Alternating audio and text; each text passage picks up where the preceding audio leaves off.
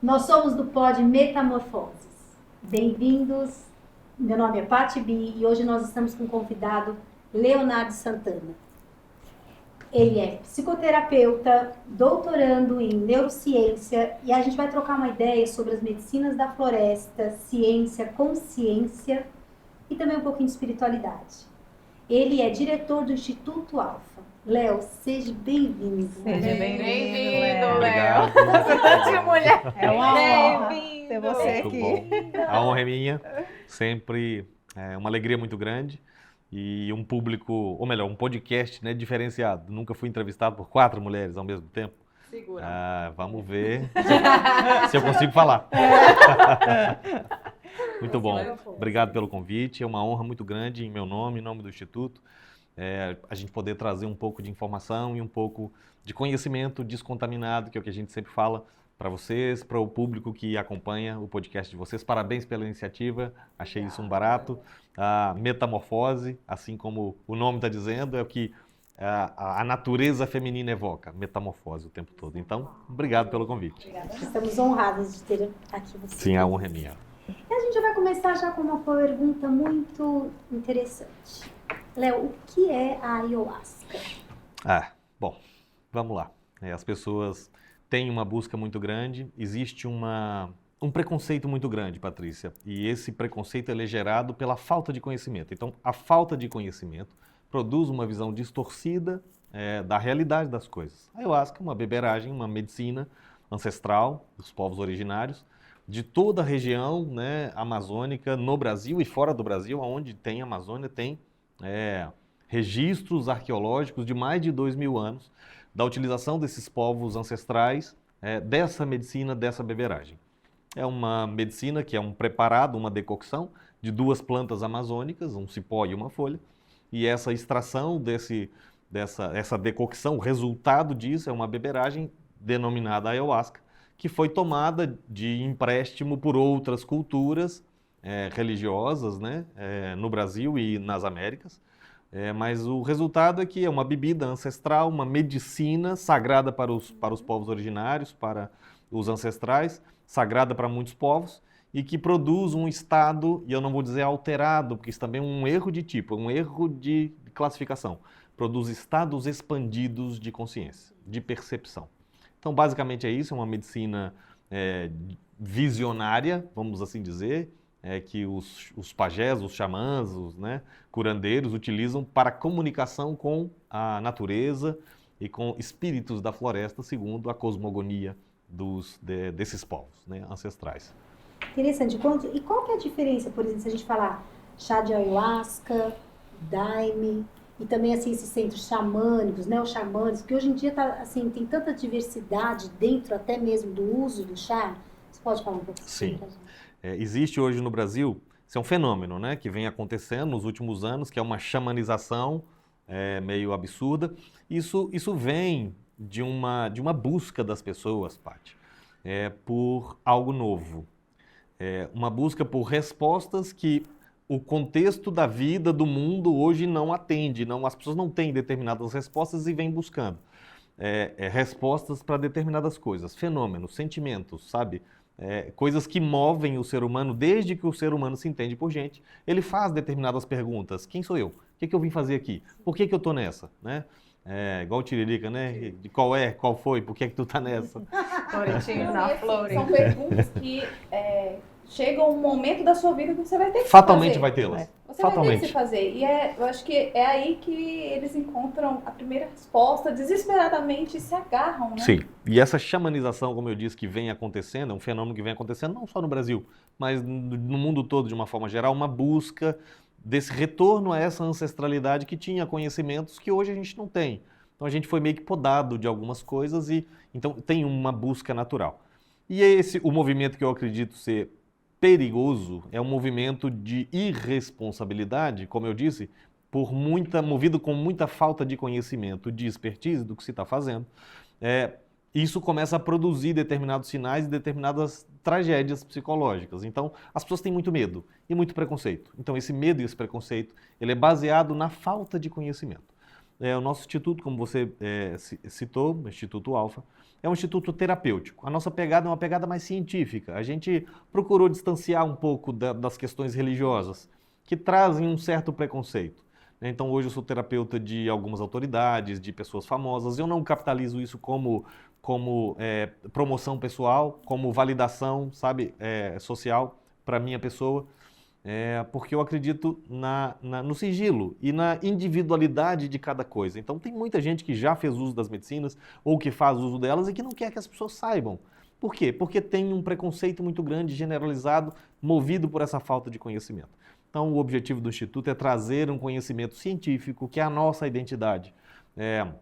Venho, então, aí permeando este doutorado em neurociências, que é uma graça, né, que eu acabei recebendo, conectando pontas importantes e acabou desaguando nisso, exatamente por ter buscado no Instituto um viés mais científico, mais terapêutico, mais desvencilhado dos vícios religiosos. Então, isso acabou atraindo um público diferenciado, um público que, cara, eu quero entender mais cientificamente como é que é isso. Então a gente traz com uma linguagem de neurociência, terapêutica, de introspecção. Então a nossa dinâmica ela é um pouco diferenciada do que se tem de forma geral no universo ayahuasqueiro. E eu não estou dizendo e nem tacando pedra em nada, dizendo que é melhor ou que é pior, ou que X ou Y, Z é uma situação melhor. Não, porque tem que respeitar. Não, a gente tem todo o respeito pelas tradições ancestrais. A gente precisa dar essa... honra a quem tem honra, você dá, sabe, o reconhecimento aos povos originários que mantiveram vivo este conhecimento.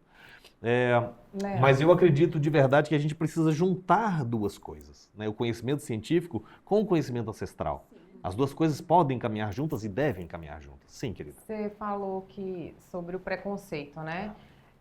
Eu acho que a internet também ela atrapalha um pouco, porque quando alguém quer saber da ayahuasca, né, geralmente alguém mais curioso corre na internet para ver. E geralmente, né, temos algumas polêmicas. Sim. E aí, como que a gente lida com isso? O que a gente leva de verdade? Como é que... A ayahuasca mata, pode surtar, né? Porque as pessoas têm medo, elas querem ter a experiência, mas às vezes não tem coragem. Sim. Não quer morrer. E Não, infelizmente a gente tem muitas informações distorcidas. Sim, E aí, através exatamente. desse medo, que é aí que pegam essas pessoas. As pessoas que estão com medo, elas estão vulneráveis a qualquer tipo de informação. Uhum. E aí eu acho que é que pega, né? É o que... eu tenho muito medo. Não, já é o suficiente para ver. Eu faço muito a brincadeira que é o seguinte, a pessoa bebe, fuma, cheira, faz o diabo na vida e não tem medo de nada. E aí, de repente, você fala pra ela, não, vamos tomar... não, isso aí é perigosíssimo. Isso aí não. Dirige A bêbado. pessoa dirige bêbado, exato. fuma pedra, faz a desgraça na terra. Não, a pessoa faz de tudo na vida, mas a ayahuasca é perigosíssimo. Perigosíssimo, porque já morreu gente. E eu concordo com Isso você. é óbvio, né? Óbvio que morreu gente. A gente tem em pesquisa científica, Gleice, a gente já viu muitas coisas acontecendo. Por exemplo, teste randômico duplo cego. A pessoa está lá, ele é um voluntário, está participando da pesquisa, ele não sabe o que ele está tomando. E ele está tomando um placebo de igual textura, com um sabor péssimo como o ayahuasca, só que sem princípio ativo. Só é o gosto ruim, nem caganeira que ele não dá. É um placebo. A pessoa toma e surta. Aonde que está a explicação para isso? O psicológico da pessoa. A mente da pessoa está jogando ela para vala. Não, eu conversei com extraterrestres e a gente está numa fase agora que está todo mundo conversando com Tá na moda. extraterrestres. Eu sou doida pra ver, gente. Não consegui ainda, mas vai ter meu momento. Conectando com outros seres. Eu era um pleidiano. Nem sei, Quem é esse? E eu acredito que eu devo ter caído de alguma nave dessa em algum canto, mas o problema é a falta de conhecimento, de informação e uma certa, desculpa a palavra, mas idiotização da espiritualidade. Está ficando idiotizado. E aí as pessoas entram para essas ramificações que não tem pé nem cabeça, não tem fundamento algum, isso não está baseado em nada. E aquilo não se aplica no chão da vida. Eu descobri que sou pleiadiana. E você aplica isso em quê? Isso te ajuda em algum momento do seu preenchimento do imposto de renda? Não achei ainda uma utilidade para, porque eu sou siriano. E o outro, não, eu sou andromedano. Não, eu sou da Terra mesmo, nasci na Terra, certeza que eu nasci aqui, na certidão do nascimento está lá, tem hospital em que eu nasci, eu sou da Terra, filho da Terra.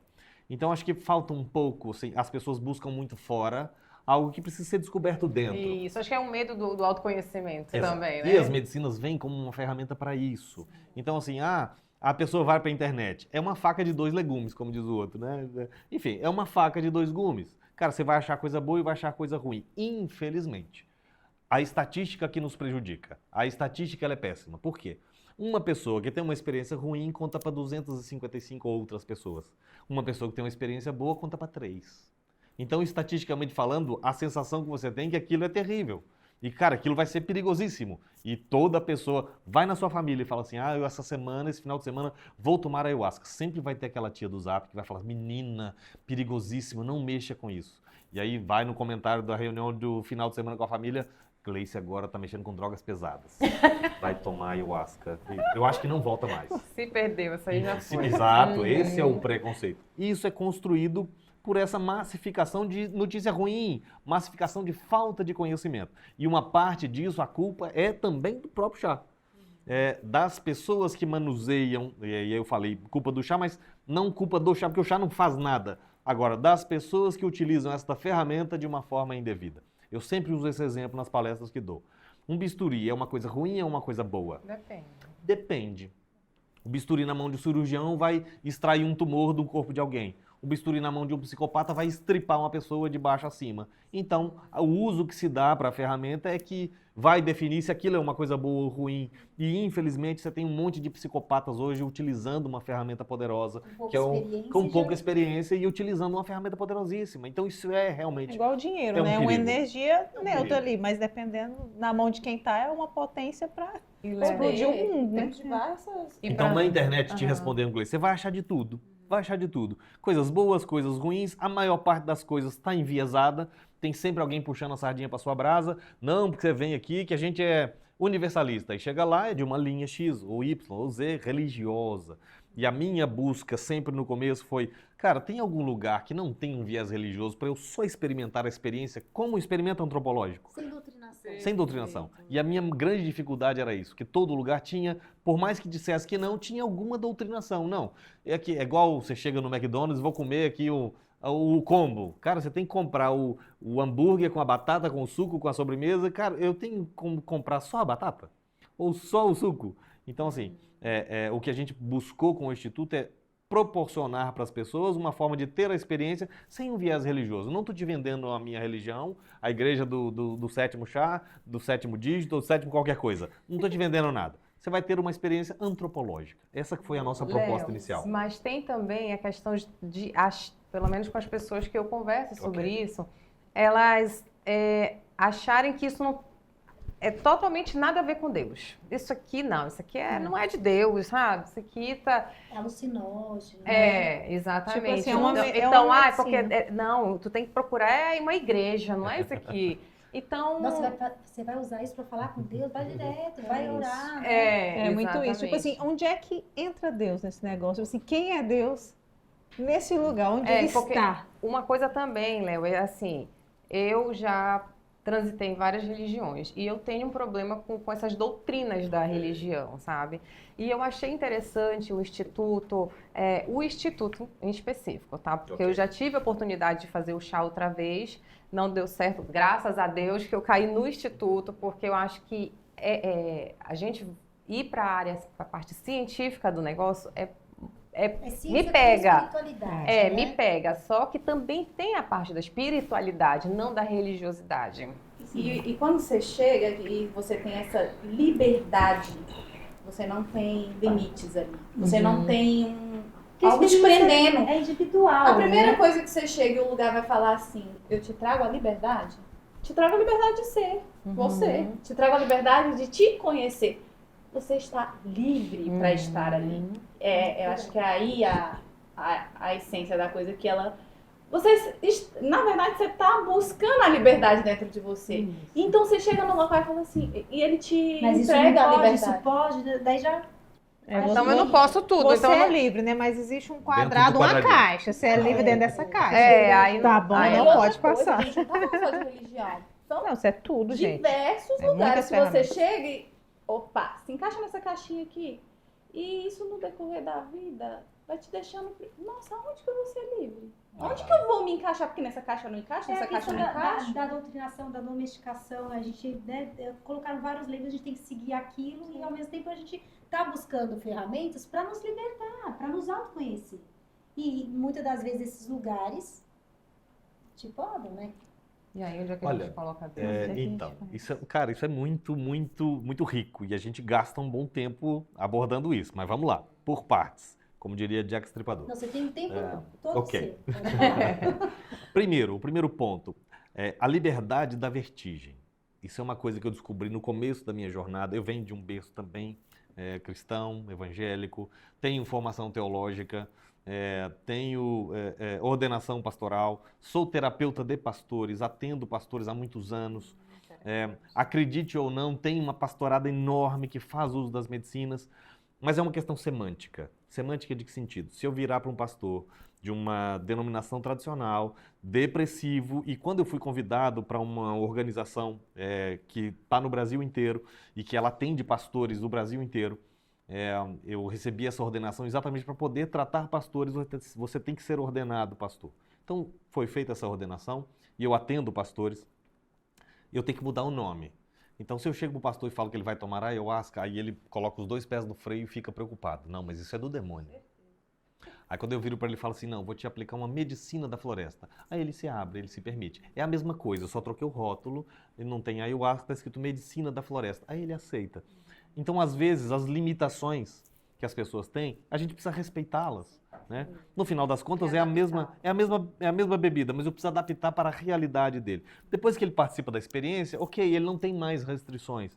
Aí ele entende que aquilo, primeiro, não é um alucinógeno, ele está fazendo uma terapia, aquilo está sendo assistido, tem muita ciência envolvida nisso. Então, teve um pastor uma vez, Gleice, respondendo a sua primeira pergunta, que ele virou para mim e falou assim, se você me mostrar na Bíblia um versículo onde diga que eu preciso tomar um chá para falar com Deus, eu vou tomar, mas me prova na Bíblia. E aí eu parei, pensei um pouquinho, e você precisa discutir num nível teológico também, de igual proporção. Você não vai responder com ele com argumento científico, desculpa, você vai respondê-lo com argumento teológico. E eu perguntei para ele, bom, eu te apresento um versículo que diz que você precisa tomar o chá, se você me mostrar um outro versículo que diga que você precisa tomar os seus 3 antidepressivos e o seu remédio para dormir. Que é droga. Mas você tava falando comigo? Não. Você tá falando com o pastor. Tá. Entendi. Então ele Fala, veio me Deus. perguntar. Ele veio me perguntar. Não, você me prova na palavra que tem um versículo que diga que eu tenho que tomar um chá para falar com Deus. Eu falei, o primeiro ponto de equívoco da sua percepção é que eu não tomo chá nenhum para falar com Deus. Eu sou um tagarela, eu não consigo parar de falar, eu sou evangelista. Evangelista tem um quê de esquizofrenia, a gente sabe disso. Esse que evangelista é aquele cara que escuta vozes, né? Dentro do segmento evangélico. Então ele dentro da psiquiatria, o evangelista é o mais esquizofrênico de todos. E então eu tenho esse quê levemente esquizofrênico, porque escuto vozes. Desde sempre, né? Então todo evangelista ele escuta, ele fala e ele vai dar um nome para aquilo, seja um anjo, seja o Espírito Santo, enfim, não importa. Mas o ponto que eu disse para ele, eu sou um tagarela, eu falo o tempo todo, eu não consigo me calar. Eu estou conversando com a pessoa e o assunto flui e de repente a pessoa já está comigo ali, já está deitada, já está fazendo uma terapia, já está tomando um chá, porque eu falo o tempo todo. Então eu não preciso de chá nenhum para falar com Deus. O meu grande problema é essa voz aqui que não se cala, essa mente frenética que não para de pensar e não sossega. E Deus não fala no tumulto, na multidão das palavras, Deus fala no silêncio. Então eu tenho uma boca e 2 ouvidos, mas essa boca que suplanta o ouvido, os ouvidos, o nariz e todos os orifícios do corpo. Por quê? Porque falo demais. Então eu tomo chá, companheiro, que ele era um pastor, então eu tomo chá, companheiro, não é para falar com Deus, é para ouvir. Porque eu tenho dificuldade de ouvir. E se eu ouvisse mais, é para silenciar a mente e conseguir que Deus fale no silêncio. Essa mente seria o ego. Totalmente o ego. É o que chorar, tagarela Léo, o tempo todo. Então eu disse para ele, primeiro ponto de equívoco seu, eu não tomo chá para poder falar com Deus. Eu tomo chá para poder silenciar a minha mente. E no silêncio, talvez, Deus possa se manifestar nesse silêncio e falar comigo no silêncio. O segundo ponto é, se você me mostrar um versículo que diz que você precisa tomar a sua droga da farmácia, e eu não estou, acredite, não estou falando mal da droga da farmácia, ela é necessária, faça utilização às vezes. Cara, às vezes você tem uma doença, uma infecção, alguma coisa, você vai precisar recorrer. A gente não está numa guerra contra a farmacêutica. Não, a gente precisa disso. É natural. Agora, o ponto é, do mesmo jeito que você está julgando a minha medicina, eu coloco a sua no mesmo patamar de julgamento. Então, se você achar um versículo na Bíblia que diga que você tem que tomar um benzodiazepínico, um antipsicótico, um remédio para dormir, um outro para acordar e o outro para cortar o efeito dos outros, ou seja, sua vida é uma merda, desculpa, mas se você me provar na Bíblia, na sua mesma Bíblia, você tem que tomar esse monte de medicamentos, eu vou achar um versículo que justifique a utilização da minha medicina. Achou o versículo? Não, Ele não achou, eu também não achei. mas pegando esse Zeramos gancho, game. Ficamos em pé de igualdade. Ficamos Léo, pegando zero a esse zero. gancho, a medicina ayahuasca, ela vicia? Uma pergunta pertinente, Paty, e muita gente me pergunta isso. Porque E eu esses sempre... da farmácia viciam, Sim, causa uma dependência. podem causar dependência. Qualquer coisa associada com os nossos vícios psicológicos pode se tornar uma dependência. Então, por exemplo, você tem pessoas que são viciadas no parceiro, viciadas num relacionamento, viciadas num comportamento, viciadas... Cara, o vício para o ser humano, ele é inerente ao ser humano. Tem gente que tem vício de fala, vício de tudo quanto é coisa. São os pecados na categoria. Pronto, né, tá ali, é um vício. vícios, Agora, paixão. a substância em si, o chá, a beberagem, ela não provoca dependência, ao contrário. Ela é uma ferramenta que pode ser utilizada para tirar as pessoas de certas dependências. Então, nesses 16 anos de experiência, eu já tive vários pacientes. A gente nunca perdeu nenhum paciente. Seja para depressão, seja para dependência química, para qualquer coisa. Sempre as medicinas vão ter um caminho. E não é um caminho de substituição. Então, por exemplo, eu já tratei pessoas com tabagismo. É um vício que é considerado normal. Alcoolismo é um vício considerado normal. Extremamente prejudicial. O tabagismo está desenvolvendo ali um câncer, um tumor. O alcoolismo está matando gente no trânsito. Enfim, é um absurdo generalizado. Mas o ponto é, essa medicina quimicamente não provoca uma dependência. Ela pode levar a pessoa a um estado de dependência psicológica. E a gente está falando de um uso não acompanhado, e um uso, sabe, que não foi direcionado. E aí esse uso não direcionado, não acompanhado, eu vejo com certa restrição, com certa preocupação. Porque a pessoa pode se viciar no comportamento que ela tem. O que a medicina vai trazer para você? A possibilidade de se enxergar de uma forma diferente. Você vai se ver de uma forma que você nunca se viu. O que a medicina ou as medicinas te permitem é uma visão de fora, né, ampliada de si mesmo no contexto da vida. Essa que é a visão que a medicina vai te dar. É você sendo o seu próprio terapeuta, se observando nos contextos da vida e falando, cara, peraí, isso aqui tá errado, não, isso aqui eu tô sendo um péssimo marido, uma péssima esposa, Que é um pouco péssimo filho. de uma meditação, né? É uma meditação Porque a profunda. meditação é você observar Os seus próprios processos. os seus Sim. processos, né? A diferença disso é que é um catalisador que isso vai te levar obrigatoriamente. Tem gente que não sabe meditar. O que é catalisador? Eu Léo? Vamos não lá. sei. A gente às vezes tem dificuldade. Tem gente, a gente não nasceu na Índia, a gente não é yogi e a gente não está nesse contexto.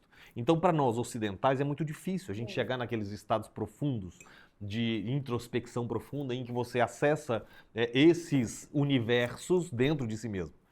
A medicina, então, ela é um catalisador. O que é um catalisador? É algo que acelera um processo. Então, por exemplo, um exemplo simples. Você tem ali uma substância, uma massa plástica. Seja em qualquer depósito aí espalhado pelo Brasil, você tem massa plástica? Tem. Massa plástica é uma massa cinzenta, fedorenta, horrorosa. Se você abre aquela lata, você coloca em cima da mesa, e em um mês ela vira pedra. Ela empedra e fica realmente uma pedra. Ela leva um mês nesse processo de amadurecimento e de cura até virar uma pedra. Se você pegar aquela pasta e ela vem com um vidrinho de um líquido fedorentíssimo, e aí você pega aquele vidrinho e pinga 5 gotas naquela massa e mistura, ele provoca uma reação química exotérmica, que ela vai liberar muito calor, ocorre uma revolução química naquele preparado, e aquela massa endurece em 10 minutos. O processo que levaria um mês, ele é catalisado, ele é acelerado, e ela endurece e vira pedra em 10 minutos. Então, todo catalisador ele serve para isso. Ele vai buscar uma revolução, seja química, seja de qualquer forma, e produzir um efeito que vai ter reações, seja de liberação de calor, de volume, de uma série de coisas. E isso gera um produto acelerado. E aí a massa fica dura em 10 minutos. Nesse contexto, as medicinas são catalisadores. Então, tem processos na sua vida, você às vezes vai levar 10 anos para chegar nele. Tem fichas que às vezes vão levar 10, 20 anos. Cara, 20 anos insistindo num relacionamento sabe, abusivo, horroroso, para cair uma ficha de que eu não precisava daquilo. Você poderia ter catalisado esse processo e em 4 horas ali de uma introspecção profunda que essas medicinas podem trazer, de repente você teve uma clareza e fala, poxa vida, eu estou gastando tempo, energia, sabe, dinheiro, tudo, meu tempo precioso num relacionamento que não vai ter frutos, não vai me levar a lugar algum. E aí você toma uma decisão consciente de, cara, encerrar aquele processo na sua vida. Ou de transformações, de mudanças que, cara, não, peraí, eu estou agindo errado. O problema da minha relação ou das relações não está na pessoa, não está no outro. Quem tem os vícios sou eu. Quem está pisando na bola sou eu. Então, as medicinas vão te dar essa possibilidade de olhar para si mesmo nesse contexto e corrigir a rota. E olhar para aquela rota e falar, cara, isso aqui vai dar um acidente. Isso aqui está me levando para o buraco.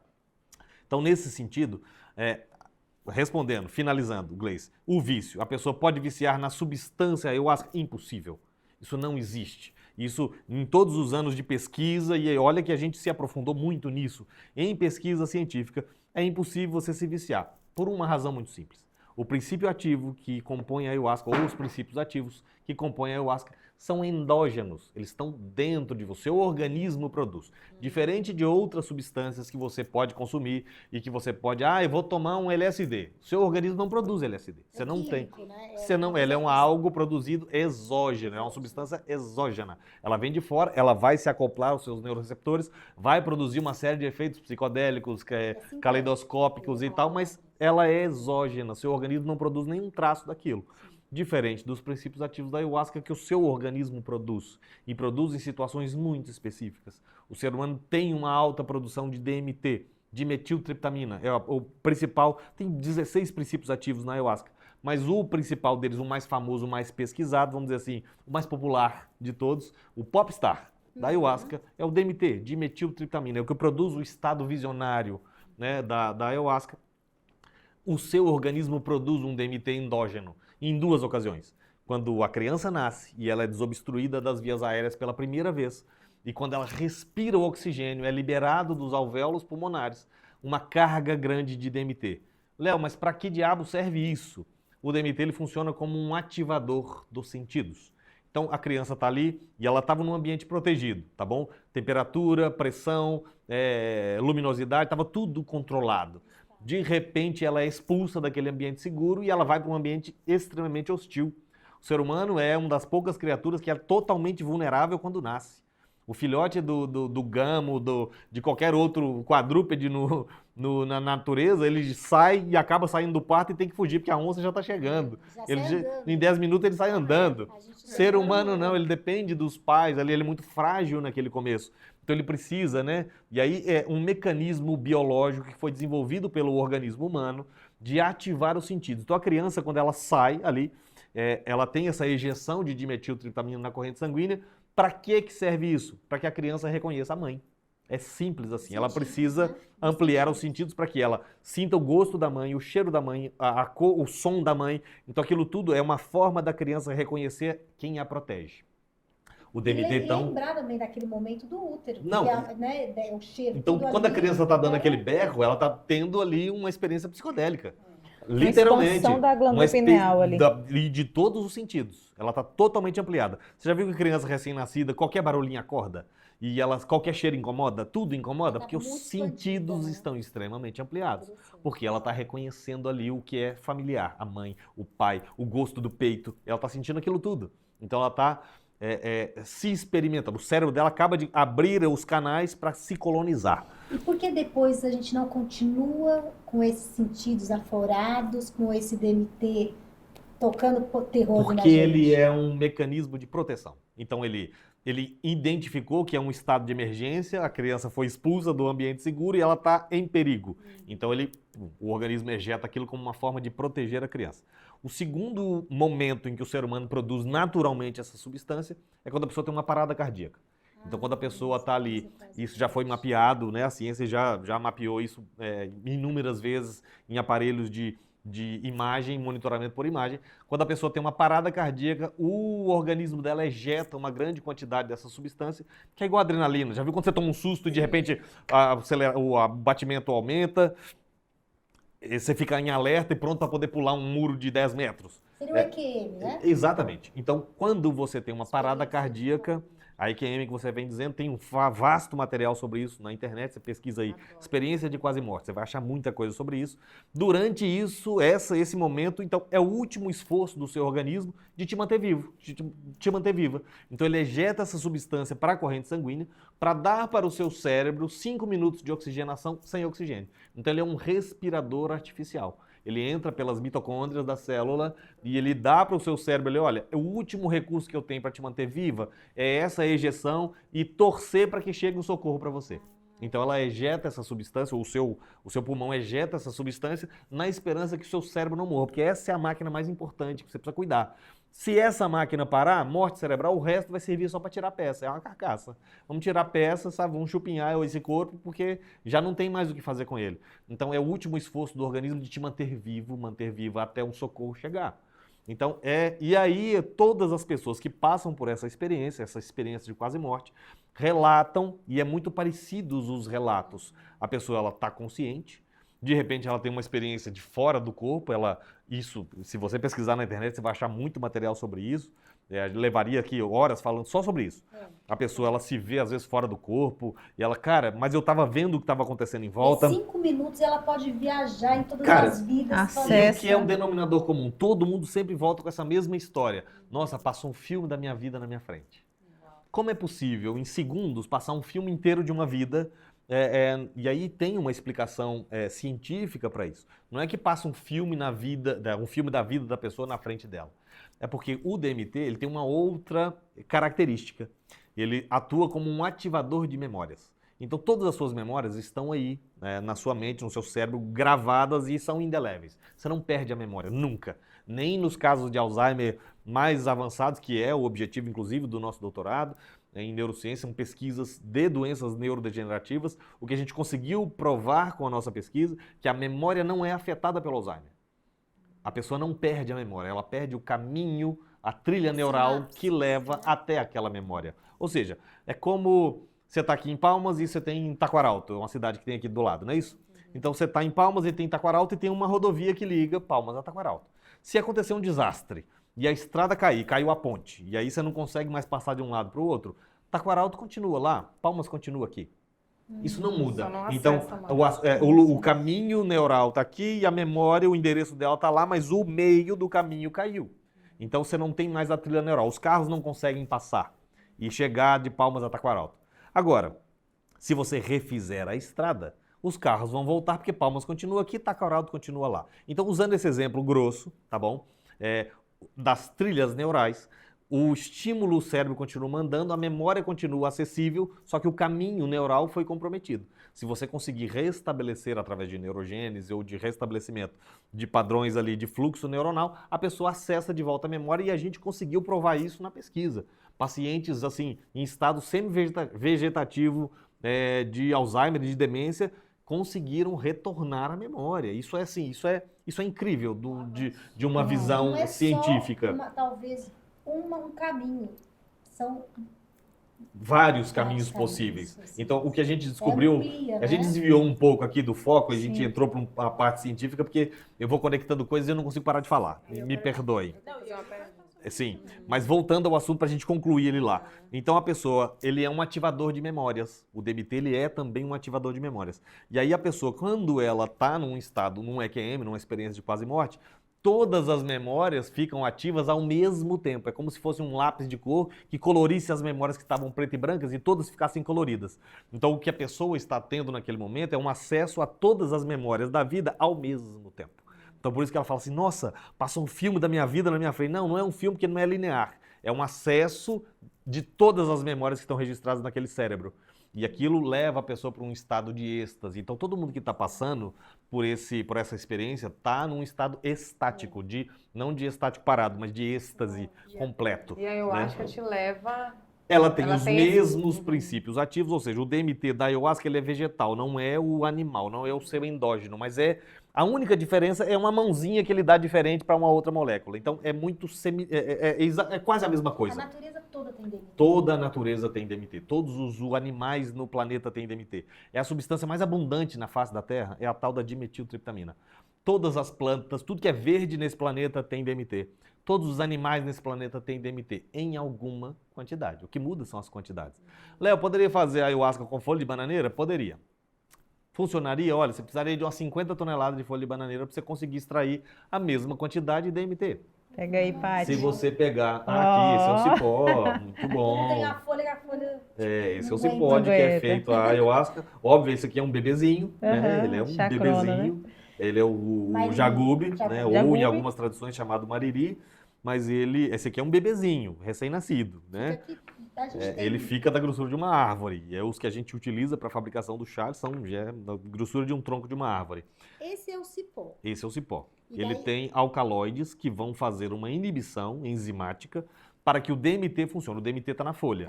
Então poderia ser folha de bananeira? Poderia, mas a chacrona, dentro aqui nas plantas da Amazônia e da América, é a que mais tem DMT. A planta que mais tem DMT no planeta Terra, se chama acácia. É uma planta original do Oriente. Então é uma planta sagrada para os hindus, para os judeus, para os muçulmanos, para várias tradições espirituais no mundo. A acácia é uma árvore sagrada. Coincidentemente, a árvore mais sagrada para várias religiões do mundo é a que mais tem DMT. Então, na nossa visão, o DMT que será, ele é hein? um tijolinho de construção dessa realidade. E no momento que o ser humano tiver a capacidade de entender a complexidade e, ao mesmo tempo, simplicidade que essa molécula tem, e a capacidade que ela tem de conectar você com outras coisas que você não tem ideia que existam, na hora que a gente, sabe, como espécie, a gente se esbarrar nisso, eu acredito de verdade que seja até um propósito de quem projetou, de quem arquitetou essa realidade. Olha, vão espalhar esse DMT por todos os cantos do planeta. Uma hora, esses Alguém descobre. tapados vão tropeçar nele. Quem olha, tá bem Cara, na cara. Tá dele. esfregando e na sua é cara. assim, sobrenatural, porque não é um chá de uma planta, é uma combinação e a folha não é. Não é a, Não da é. mesma Não é a árvore. folha Não. da A folha árvore. não é dessa mesma árvore, Mas cara. quem foi que teve a foi ideia? que teve, por favor? Eu vou juntar esses dois aqui, vai dar um chá Quem foi babado. lá? Quem Vai dar um andou chá aí na daquela base. floresta Aham. E começou a fazer. Caramba, que Há forte. 16 anos atrás, Agaci, eu estava numa situação muito complicada da vida e muito curioso, e o estado de depressão me levou a essa busca, a entender isso. Um conselho de um grande amigo que, né, não está mais conosco, mas, cara, você precisa participar de uma experiência com os índios. E eu fiquei com aquilo na cabeça, enfim. Assistindo um documentário, na época, do National Geographic. E eu via o repórter entrevistando um xamã, que estava ali fazendo o preparado com a folha, com o cipó, e o repórter fazia essa mesma pergunta. Como vocês chegaram nessa proporção? Como vocês chegaram nessa junção? Cara, porque isso aqui é um cipó. E tem vários outros cipós na floresta. Quem teve a oportunidade, eu morei 10 anos na Amazônia, quem já teve a oportunidade de morar na Amazônia, cara, é infinito aquilo ali, sabe? É um mar verde que você pegar... Não, mas não é aquele cipó, não é aquele, deve ter milhões de espécies de cipó Gente, diferentes. E de folha? E não é aquela. E a quantidade de folha que tem. E aí, como é que você chegou que tinha que ser esse cipó com aquela folha? Não podia ser o outro cipó. Tem um cipó muito parecido com o que é usado, que ele é venenoso. Se a pessoa estivesse cozinhando ele, ela ia produzir ácido clorídrico e ela vai morrer. Então, aí o repórter faz essa pergunta. Como que vocês chegaram nisso? Que era esse cipó junto com aquela folha. Aí o xamã, ele abaixa a cabeça e dá um sorrisinho muito enigmático, sorriso de Mona Lisa. E aí ele pega e fala assim: há muitos milênios, há muitas luas, os nossos antepassados receberam a visita de deuses que vieram do céu em canoas voadoras. Esses deuses ensinaram para os nossos antepassados segredos de plantas. Que planta que serviria como remédio para determinadas panemas ou doenças ou problemas de saúde. Uma combinação de plantas os deuses ensinaram só para o xamã, para quando ele precisasse falar com eles. Então, o lugar de onde eles vinham era muito longe. Ele não tinha como ir até lá. E ele não tinha como construir aparelhos para chegar até lá. Mas se ele pegasse duas plantas e juntasse essas duas plantas e fizesse uma beberagem e tomasse essa beberagem, abriria nele uma forma de conectar com eles. Aquilo eu estava digitando um relatório, né, trabalhava com mercado financeiro e eu digitando aquele relatório, aquilo foi um anzol que eu falei, opa, como é que é o negócio? Eu quero falar que esse Peraí. História, volta tudo, para tudo, deixa eu prestar atenção nesse documentário. O que é isso, né? Aí que eu fui procurar entender o que era isso. Então, Na minha visão, até então, cara, deuses vindo do céu em canoas voadoras, isso tá muito cara de alienígenas do passado. Desculpem, né, os incrédulos disso, mas, cara, aquilo foi um anzol que me chamou muito mesmo a minha atenção. E aí eu dediquei um certo tempo para entender aquilo, precisava me certificar de um mínimo de informação. Então, na época, era militar, tinha todo um conceito e tinha, sabe, satisfações a dar, e a minha preocupação é o que os meus superiores vão pensar, né? Eu tenho uma reputação a zelar, eu tenho o que os meus, né, companheiros de igreja vão pensar, enfim, vários questionamentos. E aí eu fui me aprofundar sobre, é permitido? É proibido? É uma droga? Não é? E o que isso produz? Então, foi um pequeno estudo. Fui fazer sobre aquilo para tomar coragem de participar da primeira vez, pela primeira vez dessa experiência. Então foi isso, foi o gancho que me trouxe. Essa pergunta que o cara respondeu dessa forma. O xamã respondeu, olha, eu não sei como, eu sei que há muito tempo atrás, deuses vieram do céu em canoas voadoras. E eu... E isso aí vai responder a pergunta que eu tenho há muitos anos sobre a maniçoba. Gente, como é que você pega? É do Pará, né? É uma comida típica do Pará que passa 7 dias cozinhando. Para poder comer. Para tirar o ácido. Nossa, gente, é uma delícia. E é muito, muito boa. E aí, né, eu ficava assim, gente, mas como que descobriram que tinha que passar 7 dias? Ah, comeu no primeiro, morreu, aí comeu no... Não, foi os caras que vieram lá das canoas voadoras. Tem o que vai abrir o caminho, né? Geralmente que morre primeiro. Claro, gente. Geralmente. Na estatística, Mas alguém tá tem aí. que ir. Olha, meus paraenses queridos, a resposta tá aqui da nossa maniçoba, viu? Por tentativa e erro, é impossível alguém conduzir esse experimento e não se matar no processo. Porque a chance dele pegar uma planta venenosa é muito grande. Então, cara, não é uma planta venenosa, é essa planta junto com aquela outra planta que você vai cozinhar e fazer. Isso é informação dada. Isso não é informação ao acaso. Tem um pesquisador que eu gosto muito dele, o professor Draulio Araújo, e ele calculou a proporção. Cara, é como você ganhar não sei quantas mil vezes na loteria a proporção de você acertar isso aqui no chute. Por tentativa e erro, você pegar e chegar num... Gente, olha o tamanho de uma floresta. Cara, na Olha Amazonas. quantos frutos... Caramba. É porque você tem que ter uma... Não, tem que ter ter algum uma acesso tradição, diferenciado, depois gente. que você descobre, Alguém tem que te dar dica. Não tem como como. não. Tem que ser uma Tem coisa E meio... o que o Léo falou dessa isca é muito engraçado, porque cada um tem uma isca específica, quando chega o momento. E quando ele falou isca, eu na hora associei a minha isca na época, o que me buscou, o que te buscou, o que te levou no momento, o que te levou no momento. Mesmo? A gente vai ter a isca certa quando aparece ali. Né? Ainda mais esse caminho aí do autoconhecimento, vai ter a hora exata. Aquela coisa de né? quando o discípulo está pronto, Sim, o mestre o mestre aparece. aparece. É sobre Não, isso. e eu mesmo. achei interessante assim, Léo, mas por que, o que vê a Mariri e a Chacrona? O que tem no Mariri? Porque na Chacrona é um DMT. Isso. E aqui, qual que é a função, por exemplo? Assim, o DMT, por que o chá tem um gosto ruim? A gente já viu isso também nas pesquisas. O DMT, ele tá ali junto com a clorofila. A gente não consegue tirar a clorofila sem degradar o DMT. Então é por isso que o chá fica com gosto ruim, porque ele vai com clorofila mesmo. E por que o jagube? Assim, o que o jagube tem? Por que a gente não poderia tomar só o chá da folha? Muito bom. Excelente pergunta. Porque eu Paty. quero o DMT. É o DMT que vai trazer a parte visionária. Mas a parte terapêutica está no cipó. A parte que traz uns alcaloides chamados beta-carbolinas. Essas beta-carbolinas vão fazer o quê? Elas têm um jogo bioquímico que acontece. Seu organismo produz uma substância no seu estômago, chama monoaminoxidase. Qual que é a função dessa substância? Ela degrada substâncias complexas. É o que, cara, vai te ajudar a digerir coisas. É uma enzima. E essa enzima, ela degrada o DMT. Então o DMT ele fica ativo por inalação, injeção, você tem várias formas de administração.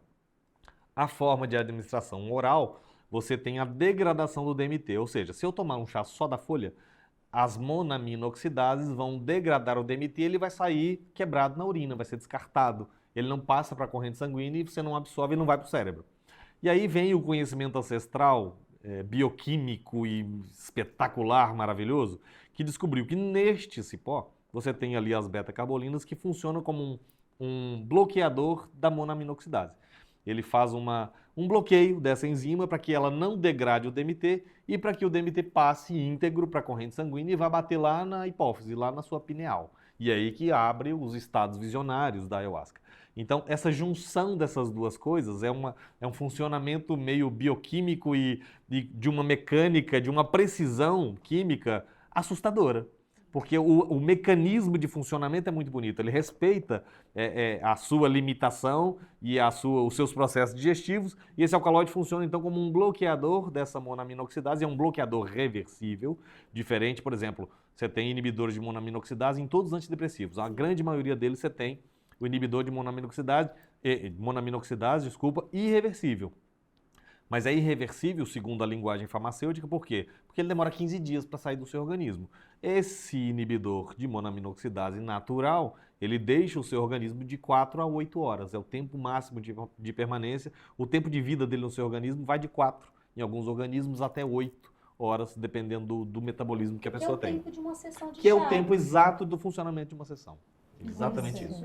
E, Léo, e assim, eu vejo que tem muito embasamento científico, né? E eu queria entender como é que o Instituto trabalha essa parte científica, sabe? Qual o embasamento, se vocês têm umas pesquisas mais profundas. Você faz o próprio chá. como Entendeu? Essa parte mais... Muito bom. Gleice. E acho que pegando o gancho com se tem algumas pesquisas, você falou até da questão do Alzheimer, existe algum benefício das medicinas para outras doenças neurológicas? Olha, a gente já conseguiu identificar alguns benefícios, né? Obviamente, isso não é uma panaceia, não é um placebo, uma panaceia, desculpa, que vá funcionar para todas aquelas garrafadas, né? Funciona de dor de cotovelo a dor de corno, a dor de qualquer coisa, uma encravada, hemorroida, cura tudo. Não, aqueles para tudo, tem muito, né? Sim, Para sim. tudo, não é um para tudo. Então, essa medicina não é para ser usada, não é para ser pensada dessa forma. Ela tem uma finalidade específica, né? No nosso contexto terapêutico, veja bem, por uma força de regulamentação, é uma bebida permitida o seu uso no Brasil de forma ritualística, de forma espiritual. Então, esse é o contexto em que o antigo CONAD e Conselho Federal de Entorpecentes permitiu o uso, que é seguro, dessa beberagem no Brasil. O contexto precisa ser religioso. A gente vem lutando para uma regulamentação um pouco mais ampla para que a gente utilize de forma terapêutica. Mas isso ainda não funciona dessa forma no Brasil. Qualquer instituto que seja um instituto ayahuasqueiro, ele necessariamente precisa ser um instituto espiritualista. Então, essa é uma limitação legal que a gente tem e a gente precisa estar adequado. Pois bem, o que essa regulamentação exige é que cada instituto ayahuasqueiro fabrique a sua própria medicina. E aí que entra a nossa proximidade com a parte científica. Qual que era a grande dificuldade até algumas décadas das universidades, dos centros de pesquisa, de levarem a cabo pesquisas mais profundas sobre, por exemplo, a ayahuasca. Você tem várias outras medicinas, mas vamos falar especificamente da ayahuasca. A grande dificuldade é uma falta de padronização. Você não tinha um padrão, porque cada segmento religioso inventa uma nomenclatura diferente. Isso, cientificamente falando, é um pesadelo. Um pesquisador, um cientista que está ali, ele não tem como tabular um dado que ele pega, um dia o cara fabricou de um jeito, no outro dia o cara fabricou do outro. Onde é que está o rigor científico para isso?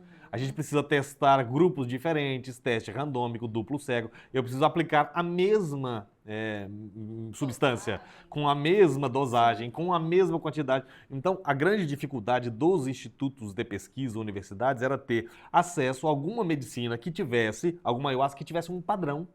E aí a nossa busca em aproximar da ciência foi exatamente vamos colocar um rigor científico nisso.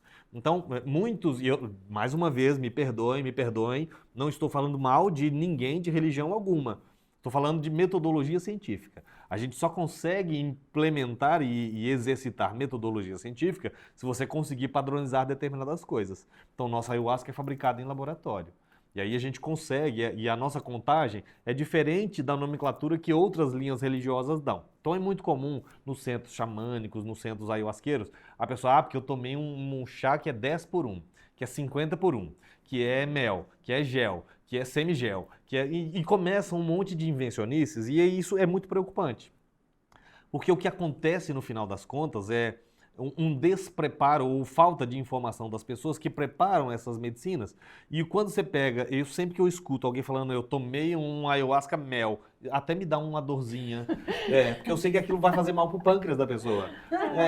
Se a ayahuasca caramelizou, é sinal que ela carbonizou vários princípios ativos e aquilo caramelizou e aquilo vai atacar o pâncreas da pessoa. E a pessoa, não, porque o chá potente ele é tomado de colher. Eu discordo veementemente. Cientificamente falando, você mede a concentração da ayahuasca em partes por milhão de um princípio ativo. Então, se eu levo aquela beberagem para aparelhos, espectrofotômetros, para cromatógrafos, e eu vou medir a quantidade de princípio ativo disponível, eu vou medir aquilo de uma forma científica, partes por milhão de um princípio ativo. E aí o chá, ele é altamente concentrado, mas ele não é caramelizado, ele é líquido, ele é ralo. A pessoa olha, não, esse chá é fraco. E ela pega e toma. E na hora que ela toma uma cadeirada e ela não entende por quê. Então a gente se aproximou mais desse viés científico exatamente para conseguir fornecer para alguns centros de pesquisa o mesmo padrão de qualidade de medicina, né? Então, assim, a gente atingiu um patamar de fabricação e de extração de princípios ativos, que isso serve com o rigor científico para a pesquisa. Então, essa foi a nossa busca sempre. A gente sempre procurou se aproximar do que estava sendo pesquisado, do que estava tendo de mais moderno nesse universo, para poder fornecer para esses lugares uma medicina que fosse possível pesquisá-la, né? Não, e o padrão, ele traz uma segurança. Sim, claro. Que traz uma base mais fortificada ali E eu você me está trabalhando. É sério, muito sério. Eu me sinto muito segura de fazer com o Instituto, justamente por ser um instituto de pesquisa, entendeu? Eu acredito que vocês devem ter uma equipe de pesquisa. Eu sinto mais ainda segura, porque o último feitio eu participei, né? Então, assim, nossa, é assim, um critério, E assim, não é algo só por fazer. Tem, né, Léo, tem uma assinatura, né? Porque a gente está falando muito aqui de ciência, só que eu acho que a nossa pergunta anterior não foi tão respondida a respeito da questão, assim, essa parte espiritual. Ok. Onde que entraria? Assim, porque tem muitas pessoas que vão ali e estão buscando, às vezes... A busca é espiritual. A busca é espiritual, né, Léo? Sim, tem. Muita gente que chega e a busca e a questão da pessoa é exclusivamente espiritual. Veja bem, eu tive uma discussão teológica certa vez com um pastor, que ele veio e disse assim, eu não vou nesse negócio porque Deus não está lá. E aí eu abaixei a cabeça, pensei um pouquinho e falei assim, se você conseguir me dizer, se você conseguir me apontar um lugar em todo esse universo manifestado que Deus não esteja, porque se eu parto do princípio que Deus ele é onipresente, ele está em todos os lugares. Na minha visão, eu não consigo conceber um átomo que Deus não esteja dentro dele. Então, se eu parto desse princípio que Deus está em todo lugar, e aí você vira para mim e diz, eu não vou lá porque Deus não está lá, você se tornou maior do que Deus. A sua arrogância é maior do que a de Lúcifer. Maior. Porque você se tornou maior do que Deus e você é o juiz. E que diz aonde Deus está e não está. Você se imbuiu de uma capacidade muito maior do que o próprio Deus. Você agora julga, não, Deus está ali. E diga para as pessoas, vá lá porque Deus está lá. Não, porque Deus só está dentro da minha igreja. Não, Deus... E chega ao absurdo das pessoas se matarem, sabe? Matarem umas às outras, baseados nisso, nessa informação. Você não é de Deus, você é do diabo. E eu sou de Deus. Isso é de uma arrogância, tão absurda, e a humanidade vai para um caminho de autodestruição por causa desses absurdos que vem acontecendo. Então, assim, nossa discussão foi, e se você me mostrar um átomo nesse universo que Deus não esteja, eu vou concordar com você, Deus pode ser que ele não esteja lá. Agora, se eu acredito, na minha concepção, que em cada átomo desse universo manifestado, Deus está ali dentro, então não tem um lugar que Deus não esteja. E se não tem um lugar que Deus não esteja, eu estou tranquilo, eu vou em qualquer lugar. Então eu sou chamado para dar palestra em igreja, em sinagoga, em mesquita, em qualquer lugar.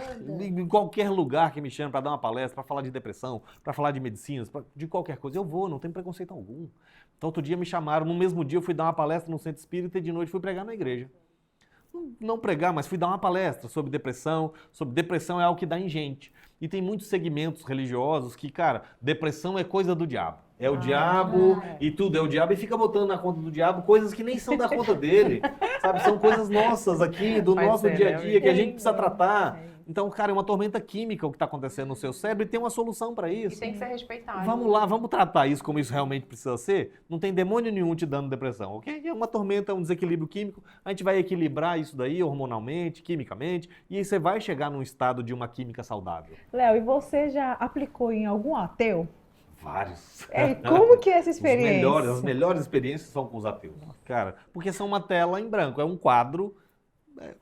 A pessoa que tem crenças, então ela tem muito. É um quadro todo pintado, todo desenhado, todo rabiscado, é muito rabisco. Aí você tem dois trabalhos. O primeiro, apagar o desenho, deixar o quadro limpo, para depois você começar a fazer um desenho novo.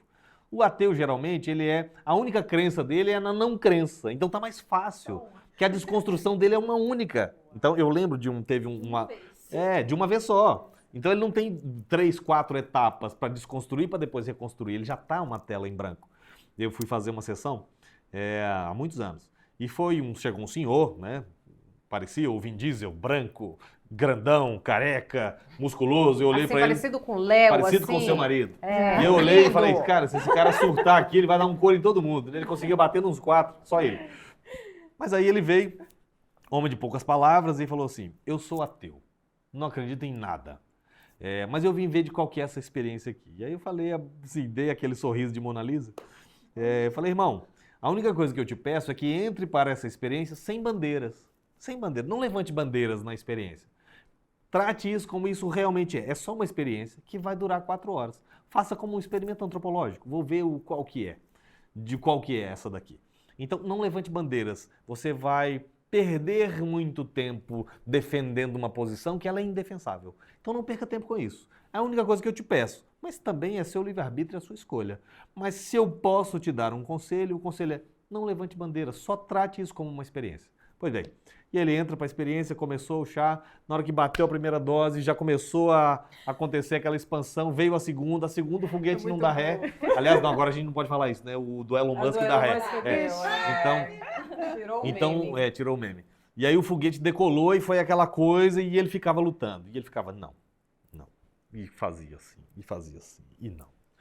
E as pessoas às vezes têm uma construção equivocada de que vai ficar inconsciente na ayahuasca. Léo, mas eu não corro risco de eu ficar inconsciente, de eu desmaiar, de eu ser abusada. E não sei. Olha, se aconteceu de você apagar, é porque você tomou outra coisa. Provavelmente aquilo não era a ayahuasca. Isso só pode acontecer. Ou uma interação medicamentosa. Exatamente, pode acontecer por interação medicamentosa. Agora, somente a ayahuasca, você não vai te colocar, você não vai entrar nesse estado. Não é uma experiência de inconsciência, é uma experiência de superconsciência. Você está super consciente o tempo todo durante a experiência. Você não fica inconsciente hora nenhuma. Plano. E em outros lugares. Bom, e aí expandiu, abriu aquilo tudo e ele visitando um monte de lugares, e eu curiosíssimo para passar aquelas 4 horas que, né, pareciam uma eternidade, não acabavam nunca. E terminou as 4 horas, a gente encerrou a dinâmica e tal, e aí ele levantou a cabeça. E eu curiosíssimo, já puxei minha cadeira, sentei do lado dele, falei, e aí, irmão, me conta, como é que foi a sua experiência? Aí ele disse assim, cara, Deus existe. Isso é um fato, eu não tenho como negar. Preciso aprender um pouco mais sobre isso. Eu falei, bem-vindo ao time. Aqui é o time das pessoas que estão querendo aprender um pouco mais sobre isso. Mas foi muito espontâneo e muito rápido. Eu não estou convertendo ninguém, eu não estou vendendo para você salvação de nada da nova igreja do chá dos santos dos últimos dias. Não estou. Não é esse o nosso objetivo. Agora, veio para ele, não foi um discurso meu, não foi eu tentando convencê-lo de nada, não foi uma pregação minha. Foi uma consciência que veio para ele. Eu falei, cara, é impossível eu vendo isso não acreditar que existe um ser, uma inteligência que arquitetou essa existência. Então ele chegou nessa conclusão, cara, eu preciso aprender um pouco mais sobre isso. Então, bem-vindo ao nosso time. É o time das pessoas que estão tentando aprender um pouquinho sobre essa manifestação. Pergunta. Está aqui assistindo, eu vi você falando da ayahuasca, né? E falou que existiam também outras medicinas. Quais são as medicinas que vocês trabalham no Instituto? Olha, por força de... Eu tenho um amigo procurador federal que ele fala assim, Léo, não produza prova contra si mesmo. E eu sou um cara muito vigilante nesse quesito. Dentro do que é permitido no país, nós somos um instituto ayahuasqueiro. A gente produz nossa própria ayahuasca como a regulamentação exige. A gente tem o domínio e o conhecimento de várias outras medicinas. Mas por força de regulamentação, nosso instituto é um instituto ayahuasqueiro. Ponto. É isso que a gente faz. Terapeuticamente falando, eu posso indicar várias outras medicinas e várias outras aplicações.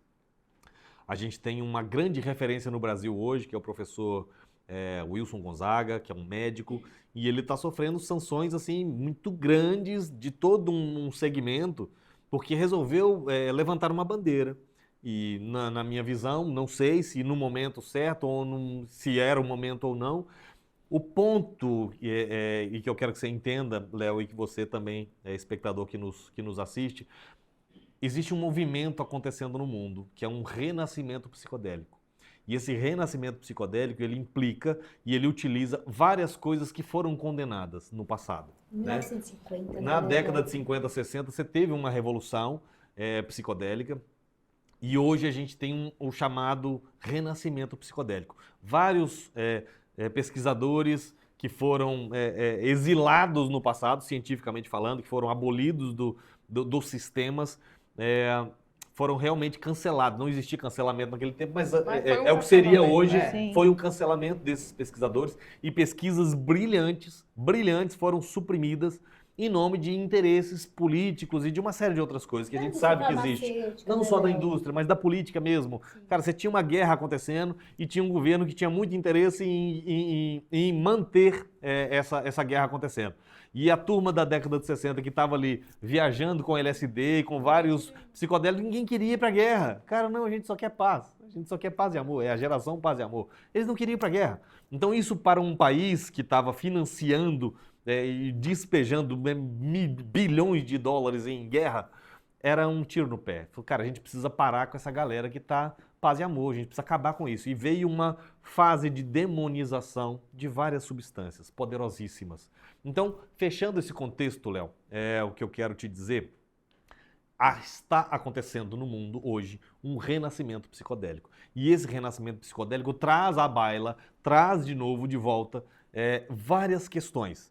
Por exemplo, as pesquisas mais avançadas do LSD, do MDMA, que são da psilocibina, que são componentes terapêuticos poderosíssimos. E o professor Wilson falou isso num dos podcasts que eu assisti, ele falando, a medicina, o antidepressivo do futuro.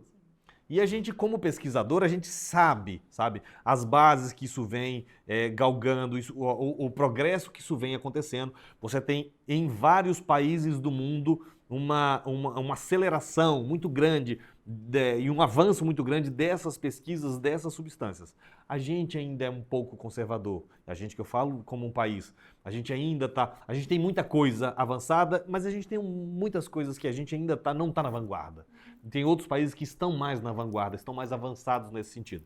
Eu acredito que num futuro muito próximo, a gente vai poder falar muito abertamente disso, sem sofrer sanções, sem sofrer perseguições, sem sofrer, embargos nas nossas pesquisas científicas, que a tendência é uma mudança de mentalidade. A humanidade, de uma forma geral, está vivendo essa metanoia. Sim. Metanoia é uma mudança de mentalidade. Então, isso está acontecendo. Ali, né? É um movimento inevitável, Essa onda que está vindo desse renascimento psicodélico, ele é inevitável. E o Brasil, como um país que é referência em ayahuasca, olha, a gente não pode falar de outras coisas, mas de ayahuasca a gente pode. Então, no que a gente pode falar, a gente se propôs a ser o melhor. Então, a gente, com o nosso grupo, com vários pesquisadores associados, com vários institutos também que são parceiros, que são irmãos, que estão conosco, cara, a gente vem desenvolvendo a ayahuasca mais potente da face da Terra. Não tem nenhum outro país que tenha o tipo de medicina que a gente tem. Então, eu acho que isso pra gente é um motivo de orgulho muito grande. A gente é uma referência no mundo para fornecimento, para produção, para pesquisa com a ayahuasca. Então, sim, Léo, eu vou me eximir da sua pergunta, existem outras medicinas, mas se as pessoas, por exemplo, eu queria experimentar essa planta XYZ, é dos índios, é dos povos originários, vá lá, participe com eles, que aí eu não corro risco algum. Eles têm um livre acesso, eles podem ministrar, aplicar. Por exemplo, tem medicinas que são tóxicas. Eu conheço várias medicinas que podem levar a óbito, diferente da ayahuasca. A ayahuasca não vai levar ninguém a morrer, a não ser por uma interação medicamentosa ou por irresponsabilidade, negligência ou imperícia ou imprudência. A ayahuasca sozinha não, é seguríssima, risco algum. Mas tem medicinas que, por exemplo, só um exemplo, o Kambo. Tem uma rã, chama Filomedusa bicolor, comum na Amazônia, uma rãzinha desse tamanhozinho, que ela tem uma secreção nas costas dela. Você raspa aquela secreção, faz uma pequena queimadura na pele e passa aquela secreção em cima. Você tem uma intoxicação absurda, seu sistema nervoso entra em colapso e o seu organismo começa a produzir muito glóbulo branco para combater aquela intoxicação. Beleza? É um processo doloroso, é um processo de 1h30, 2 horas de morte. Mas morte por vômito, diarreia. E, cara, é um inferno em vida. Já fiz algumas vezes, mas aquilo te provoca um estado de purga dos mais extremos que eu já tive a oportunidade de experimentar na vida.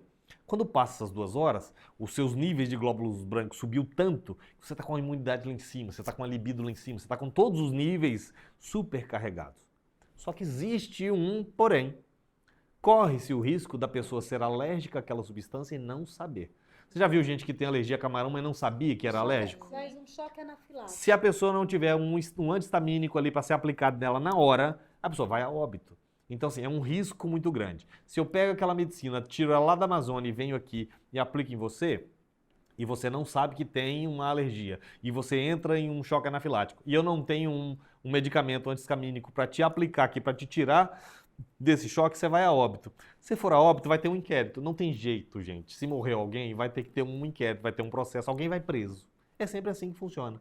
E aí, vamos lá, vamos analisar juridicamente. Não sou jurista, não sou advogado, mas foi um conselho de um grande amigo, que é um procurador federal. Ele disse assim, Léo, analisando aqui a sua citação, desculpa, não foi nem um procurador, foi um delegado federal. E a gente tem várias autoridades que tomam chá, delegados, generais de exército, de polícias, enfim, você tem um universo de pessoas, de autoridades que fazem utilização dessa medicina. Mas nesse específico, esse delegado veio e falou assim, Léo, eu vou te dar minha visão de delegado sobre isso. Você está muito envolvido com autoridades, com políticos, com gente que é importante, tá? Se uma pessoa dessas vai a óbito, e eu vou te falar a minha visão como delegado, eu vou chegar para você e perguntar, você sabia que isso é uma toxina? E aí você fala, sabia. Que está lá na Amazônia? Sim. E aí você pegou lá na Amazônia e aplicou aqui na pessoa? Sim. Aí a pessoa morreu. Morreu. Então, é homicídio doloso. Você tinha intenção de matar aquela pessoa. Você nunca mais sai da cadeia. Agora, se a pessoa for lá na Amazônia, junto com uma etnia qualquer, e resolveu participar da experiência, e ela for a óbito lá, é um problema deles. E eles não vão ser penalizados por você que foi buscar aquilo lá. Ele não vai ser penalizado, é diferente de você ir lá, catar aquilo e trazer e aplicar na pessoa. Se ela vier a óbito, a responsabilidade criminal é sua. Então eu acho que você deveria vigiar sobre isso. E aí naquele dia eu falei, bom, cambou, a gente já viu que não vai rolar de aplicar no coleguinha. Então, seguindo as regulamentações legais, hoje no Brasil existe uma permissão legal de uso da ayahuasca e a gente foca nisso. Então, temos conhecimento, mas a gente usa isso. E, Léo, o seu público-alvo, assim, sabe? Porque nosso pod aqui, a gente fala muito a respeito das fases, né? E nós, como somos mulheres, a gente vive em mudanças. E essas mudanças nos desperta procurar soluções para isso, né? Então, por isso que a mulher, ela tá sempre assim...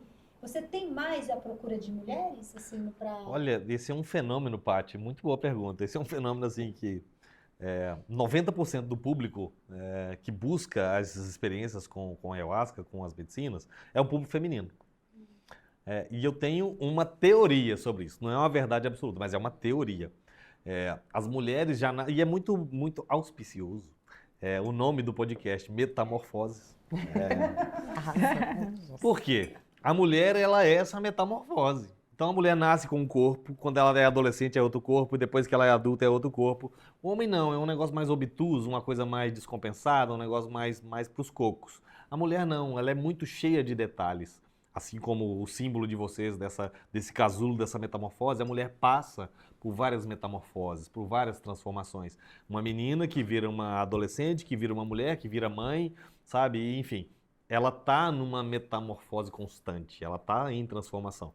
Eu sou, às vezes, terapeuta de casais e eu me divirto muito quando tem terapia de casal para fazer. Porque as visões de cada um, né, as visões dos gêneros, elas são muito particulares.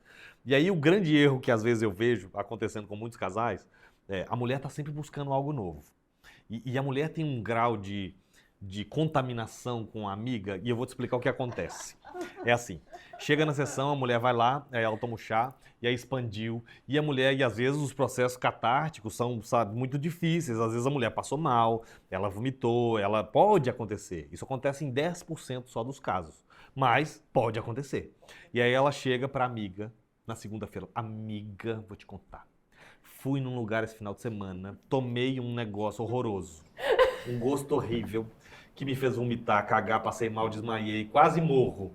Mas é incrível. Ela, não, menina, eu vou. E aí no final de semana Aqui seguinte... eu com a Paty. Aí Paty vai. aqui. No final de semana seguinte, a louca tá lá junto com a outra que foi e quase morreu. E aí, agora isso é a mulher. Agora o homem chega pro amigo, cara, fui num negócio esse final de semana, passei mal, caguei, vomitei, foi quase que eu morro, aí o cara não passa nem na porta. Ele foge rios, vales e montanhas daquele, não passa nem perto. Então a mulher é muito mais corajosa, sabe? Muito, muito mais. Então, assim, o homem é muito mais medroso. Não tem nem como comparar. É por isso que 90%, você chega numa sessão que tem lá 20 pessoas, cara, 18 mulheres e 2 homens. E aí, assim, geralmente a média, às vezes não tem nenhum, assim, ou é muito difícil você ter até 50-50, isso dificilmente acontece. Porque as mulheres estão muito mais nessa busca, as mulheres estão muito mais abertas para esse metafísico. O homem está muito aqui no físico. O homem, né, ele é projetado para fora. A mulher não, a mulher internaliza, né? Então faz parte até da natureza feminina, da introspecção. Aí a mulher é mais introspectiva, então ela busca mais um significado maior, ela busca mais, né, algo para fora. Então eu vejo muito nas terapias de casais, como eu estava falando antes, a mulher é essa metamorfose constante, ela está o tempo todo em transformação. E o homem é aquela coisa assim meio obtusa, meio, sabe, meio quadrada. O homem parece pão de forma, né? Quadrado, miolo mole, fácil de comer. A mulher não, a mulher já é uma complexidade. E aí o cara, ele escolhe uma mulher. Aí quando ele escolhe, porque a visão, vamos lá, vamos passar para visões dos gêneros. Como é que um homem olha para a mulher e como é que a mulher olha para um homem? Isso me encanta, porque eu faço pesquisa com crianças. Então a gente tem crianças, né, de todos os gêneros. E aí quando você observa, às vezes num campo de pesquisa, as meninas brincando e os meninos brincando. É incrível de observar. Desde a infância é assim. A mulher tem a visão sistêmica, o homem tem a visão de foco. Então você vê um grupo de meninas brincando. Elas estão brincando com 555 coisas ao mesmo tempo. E ela está brincando com a casinha, com a boneca, com o fogão, com não sei o quê. Você olha, é aquele universo de brinquedos e ela sabe exatamente o que está acontecendo. Em várias coisas ao mesmo tempo. E ela está administrando várias coisas ao mesmo tempo. Um povo, né? A mulher é aquela... E o homem, geralmente os meninos estão brincando com uma bola, um carrinho, um boneco, sempre uma coisa. O homem tem uma certa dificuldade com sistemas, ele é mais objetivo, ele é mais foco. Isso vem desde os seus ancestrais, lá nas cavernas. A mulher tinha que cuidar de 255 meninos, porque senão a onça vem e come. Então ela ficava na caverna cuidando de um monte de catarrento ao mesmo tempo. E o homem tinha que sair para caçar um animal. Ele só tinha que voltar para casa com um, ele não tinha que caçar 10. Cara, foca em um. Se você acertar um, você vai levar comida para casa e a sobrevivência da sua família está garantida. Então isso foi desenvolvendo no decorrer dos milênios essa capacidade de objeção, de objetividade. Então o homem tem uma visão de foco e a mulher tem uma visão de sistema. Uma vez fui fazer uma palestra e aí cheguei no palco e a maioria do público era feminino, era um evento inclusive de mulheres. E aí nesse evento, aquele tanto de mulheres, né, na plateia, e a mulher pega e vira de repente, e eu chego no palco e as mulheres estão olhando para mim. E aí quando as mulheres estão olhando, eu vejo que ela olhou o meu cabelo, que não estava bonito, a minha roupa, que não estava combinando com o sapato, o cinto, que estava amarrotado e não sei o que. Ela fez um scanner na hora que ela bateu o olho. Ela bateu o olho em mim e escaneou aquela figura, né, toda torta chegando no palco. Então essa é a visão da mulher. Quando a mulher chega, quando ela olha para um homem, ela olha o homem de cima e embaixo e emite um julgamento. 5.000 coisas ao mesmo tempo ela observou. Agora o homem, quando observa uma mulher, você já viu? Ele olha a mulher em um lugar. É só um lugar. Então o foco dele está sempre em um lugar. Então, se a mulher estiver vindo, ele está olhando num lugar. Se a mulher estiver indo, ele está olhando em outro lugar. Mas a visão do homem é sempre de foco. E a visão da mulher é de sistema. Seria e aí... no peito e na bunda. Não, eu não disse isso. Eu estou dizendo que a visão do homem é de foco e a visão da mulher é de sistema. A mulher olha o conjunto, o homem olha partes. E aí isso é uma limitação do gênero masculino. Por quê? Porque o homem, além de ser uma criatura de visão de foco, ele sempre está querendo a imutabilidade das coisas. Então, o gênero masculino tem muita dificuldade com a mudança. Quanto menos mudar pra ele, melhor. Para ele melhor. Então, quando o homem escolhe uma mulher, vou casar com essa. Cara, é perfeita, do jeito que eu quero. Só que ele não leva em consideração um fator preponderante. Daqui a 2 anos ela não é a mesma pessoa. No outro E daqui dia, a 4 talvez, anos... não é. Daqui a 2 E horas. daqui a 4 anos já é outra pessoa. E daqui a 6 anos, e 8, e 10... E aí, quando ele vai ver... Cara, eu casei com uma pessoa e hoje eu tô com outra. E é uma loucura. E isso não entra na cabeça dele. Porque o homem, ele tem essa capacidade de maturar. Por isso que o símbolo feminino é essa metamorfose. A mulher tem a transformação. A mulher é a única criatura que chega no auge do seu amadurecimento. A mulher fica madura. É a única criatura que fica madura. Você conhece uma mulher que ela amadurece. O homem é a criatura que nunca amadurece. Então a mulher tem a fase da infância, da adolescência, e você encontra a mulher madura, e aí depois ela tem o final da vida. Ela passa por esse processo num fluxo maravilhoso. O homem não, ele nasce verde, e aí fica verde, verde, verde, verde, verde, verde, verde e podre. E morre. Então ele passa do verde pro podre. Então tem um monte de homem que é verde, verde, verde, verde, verde, e termina podre. A gente pode dizer que a gente tem esse contato maior com a desconstrução. Desconstruir, construir. Você Isso é natural. Você falou das sessões de terapia, porque eu já passei por sessão de terapia, eu cheguei a comentar no episódio.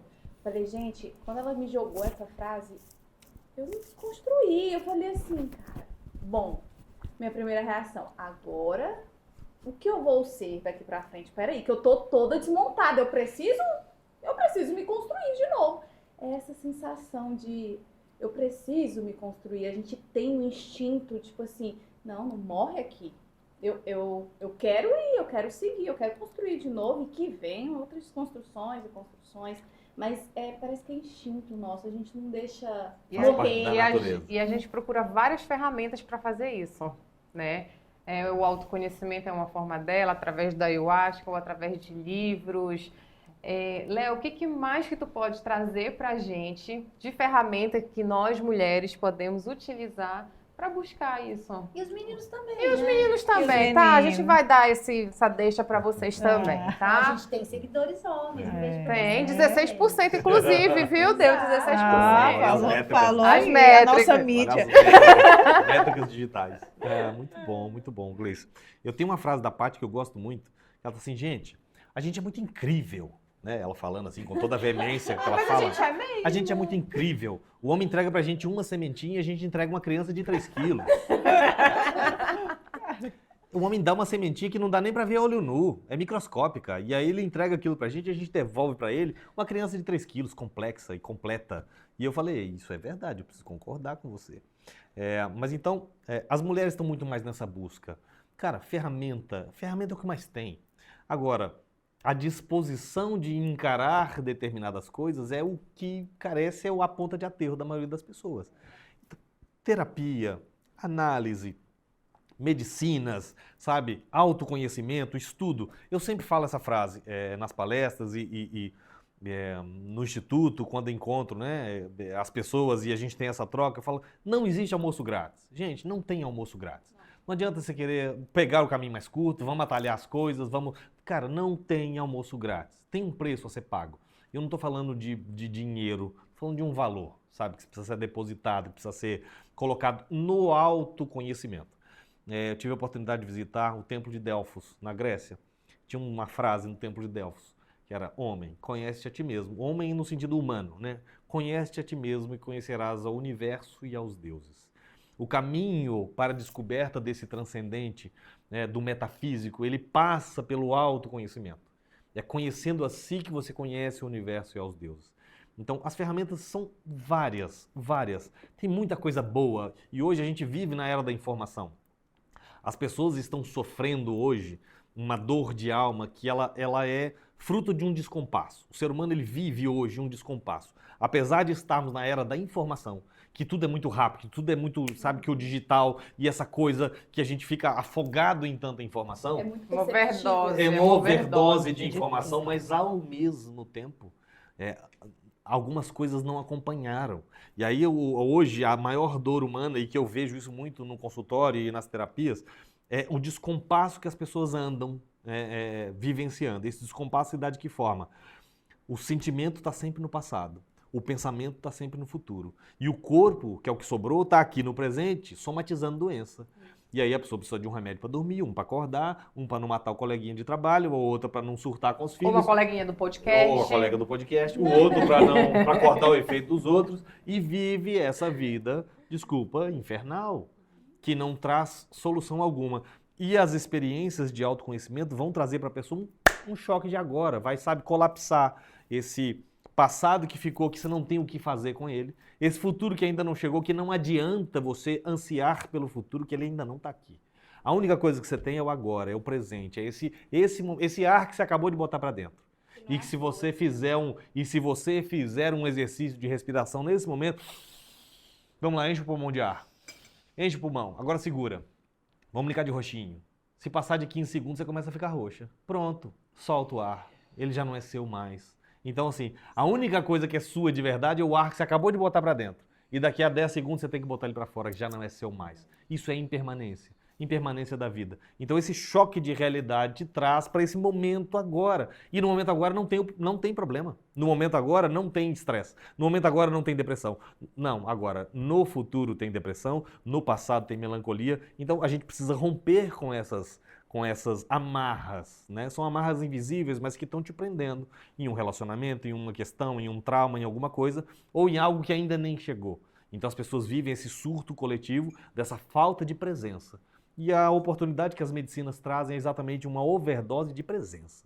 É o que você vai sentir numa terapia, numa sessão, numa experiência com as medicinas. Não, e eu ressalto, porque assim, já fiz e faço uso das medicinas, o caminho também da filosofia, temos diversos, a terapia, e o quanto a potência da medicina pode-se dizer que são, sei lá, não desmerecendo as outras, mas é a potência que ela traz, é a potência que ela traz. Ela traz uma potência muito grande com essa questão do autoconhecimento. É realmente esse boom, é aquela aceleração, é o catalisador.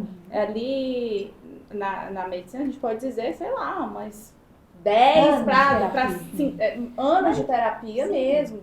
E aí você fala assim, é porque lá na terapia eu converso, tal. Mas vai ter sessões que você vai sair de lá muito machucada, porque você olhou para uma ferida. E ali você vai olhar para uma ferida muito mais fundo, com muito mais potência. E é aí que a gente chega, associa com essa demanda maior.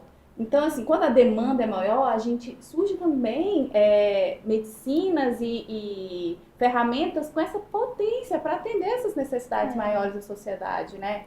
E é incrível como assim, tá caminhando, vamos caminhar junto ali também. É incrível quando a gente vai encontrando ferramentas com potências que a sociedade está precisando. Eu conheci a Gaci e ela já fazia... Já estava já estava fazendo as medicinas e já tinha alguns processos, né, amiga, de autoconhecimento. Sim. E como foi, assim, que tu começou essa busca? Assim, tu explicou no podcast, né, no nosso primeiro episódio, mas eu me admirei muito e senti, porque parece que tá muito evoluída. Nossa. A medicina te ajudou nisso? Eu acho que eu não estava evoluindo nada. Então é esse o processo, é entender que não entendeu nada? Eu sei que nada sei, né? Mas eu comecei através da Paty, né? Que apresentou. Esse daí eu sou da linha 001 aqui em Palmas, né? Está fazendo 3 anos, mas esse mês de junho nós celebramos 3 anos que a gente trouxe o Instituto Alva para Palmas. Uau, Paty. Né? Então, tem 3 anos que você Foi fala. nesse dia aí, né? Vendo a Paty se desenvolvendo, eu falei, gente, eu não bebo nada, eu sou da linha que já não bebo. Tanto quando alguém fala que não quer tomar porque tem medo de morrer, eu falo, mas você bebe, você faz tudo, quem tinha que ter medo era eu. Que não bebo, né? Aí quando eu falei, Paty, eu não queria beber não, mas eu queria isso aí que tu tá aprendendo. E aí, quando eu conheci o Instituto. E eu acho que o Léo acompanha muito com os pacientes dele. Que não é só você. Você expande ali o que você está construindo. E as pessoas à sua volta vão Elas relatando. percebem. E você emana pro lar, você emana pra família. Não é quem tá mudando, você está fazendo. Não. Iluminou. Não, você está se olhando. E o seu olhar contamina o outro. Ele fala assim, o outra? que tá acontecendo O que com aconteceu você? com você? Porque é tão potente pra dentro que atinge, Que reverbera. né? E olhar para as sombras. É como uma faxina em casa, né? O dia que tem faxina, a gente Não tem jeito, não. sai para você poder limpar, porque né, é uma bagunça. Então é isso que aconteceu, pelo menos para mim, quando eu comecei essa busca. E na verdade são ondas, né? Tem hora. E, Com certeza. e a gente agora, a gente já está indo para o final do nosso podcast de hoje.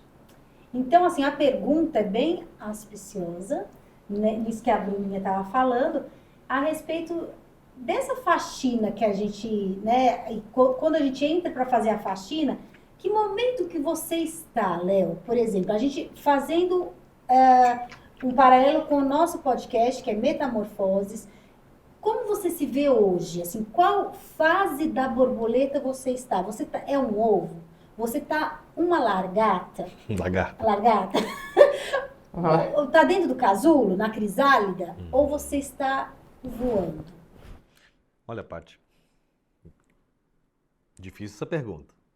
Para um homem, Mas então, eu né? vou, para essa obtusidade masculina, isso é complexo demais. São perguntas que requerem uma profundidade de análise que ela é muito natural, feminina. Mas, se me permitir, eu vou fazer uso de parafrasear um filósofo que eu gosto muito, filósofo moderno, que ele diz assim: eu prefiro ser essa metamorfose ambulante do que ter aquela velha opinião formada sobre tudo.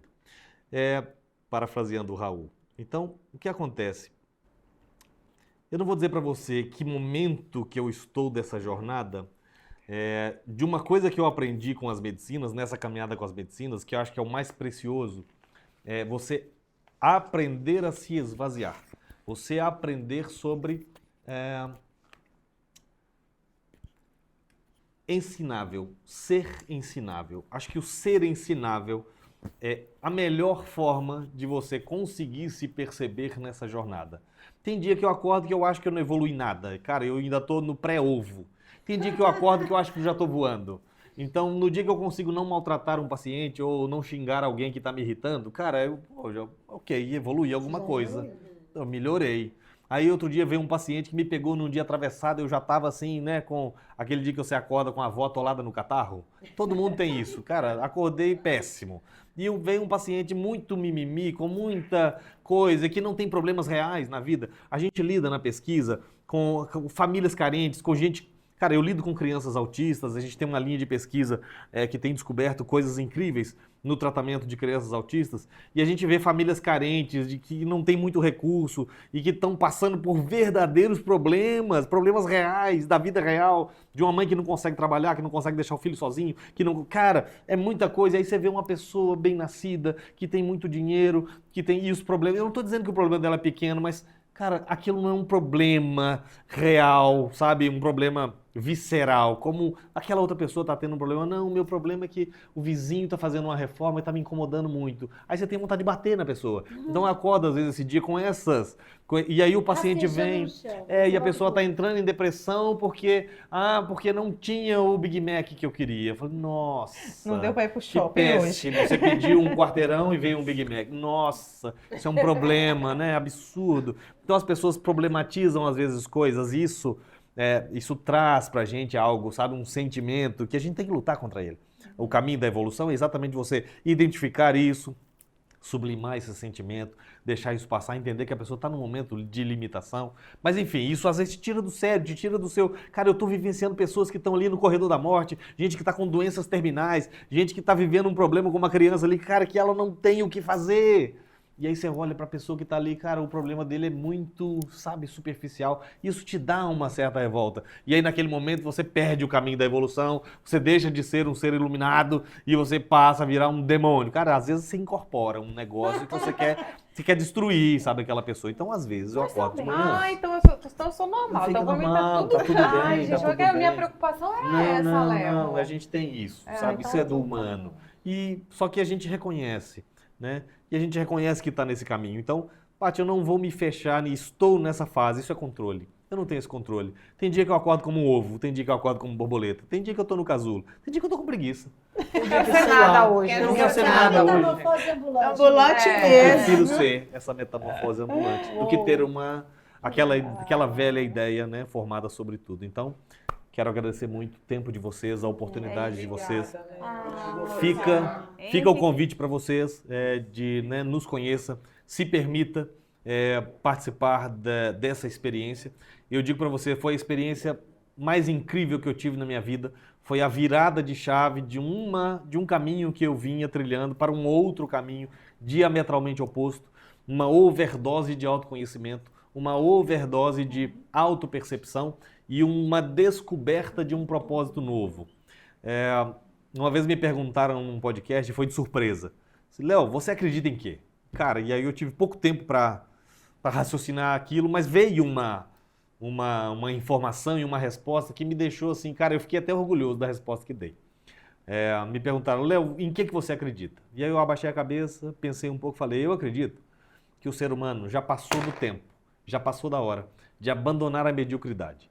Já tem muitos milênios, muitos séculos que o ser humano, ele empacou num grau de evolução e ele é o Homo sapiens sapiens. Ele é o humano que sabe que sabe. E a gente fez o que com isso? A gente sabe que sabe, ótimo, a gente sabe que sabe e fomos para onde com isso, cara pálida? Virou o que é isso? Então a gente passou muito tempo estagnado nesse patamar do homem que sabe, o humano que sabe que sabe. E eu acredito de verdade que as medicinas vêm nesse tempo auspicioso de evolução da humanidade como ferramentas para catalisar processos, para que o ser humano, com o conhecimento que temos hoje, que a gente colonize o nosso próprio cérebro, que a gente descubra, que a gente desbloqueie facilidades e capacidades que estão aí adormecidas nesse cérebro seu.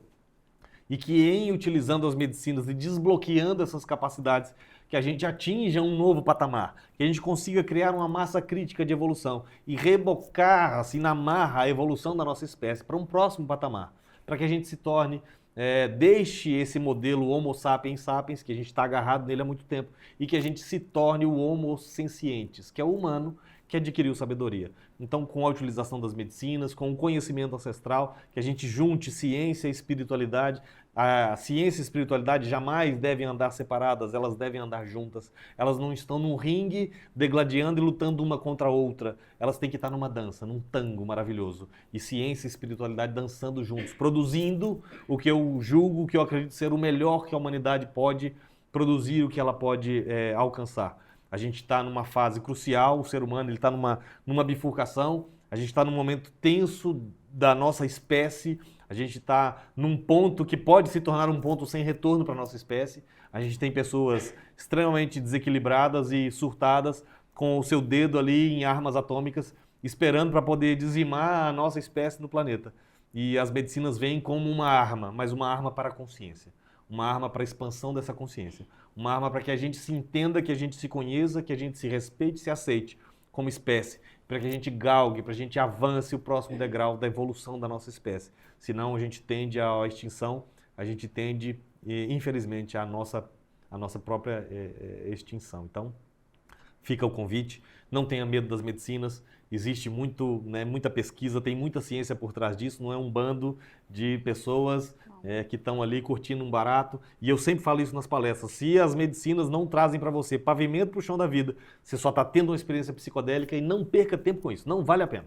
Como psicodelia, como barato, não vale a pena. Agora, como pavimento para o chão da vida, fica um convite, fica, o chamado para vocês, venha para o universo das medicinas. Isso é muito bonito e a gente espera que a gente atinja essa massa crítica. Então, para quem quer conhecer essas medicinas aqui em Palmas ou no Brasil, que está assistindo o podcast, como que a gente faz para poder ter acesso? Muito bom, Léo. A gente tem aí alguns canais, vai ficar aí na descrição desse vídeo. A gente tem o canal do Instagram do Instituto, Instituto Alfa Brasil, né, com PH.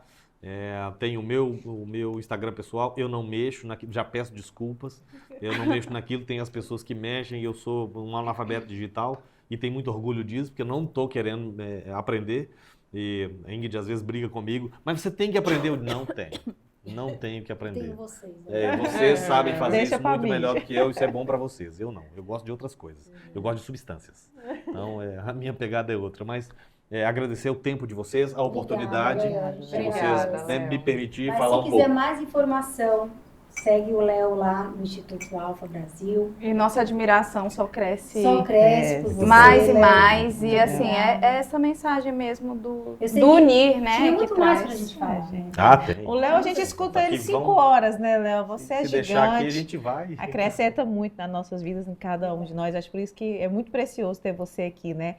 Eu Obrigada. sempre olho pro Léo, escuto o que ele fala, falo, cara, é sobre isso, a gente tem que mergulhar, porque é muito rico, Léo, é muito rico ter você na vida. Gratidão por um dia ter cruzado E a nossos gente poder caminhos. espalhar esse conhecimento um Isso, pouquinho muito mais, bom. né? Um pouquinho da Isso nossa mesmo. vivência, né? Com o Léo, com as medicinas. Obrigada, Muito bom. Léo. Obrigada, amiga Gaci. Obrigada, amiga. Obrigada, por ter conectado Bruninha. vocês. Kiko, que lindo que foi o nosso Né? podcast hoje. Quero aproveitar já o finalzinho do nosso podcast e agradecer Moda Gisele Circular, Lades Brand, HC Moura. Gente, a gente tem que fazer a nossa propaganda Ai, também, gente, né? com certeza. HC Moura, por favor, Me sigam no divulga. Instagram que vai aparecer aqui, tá, O gente? estúdio.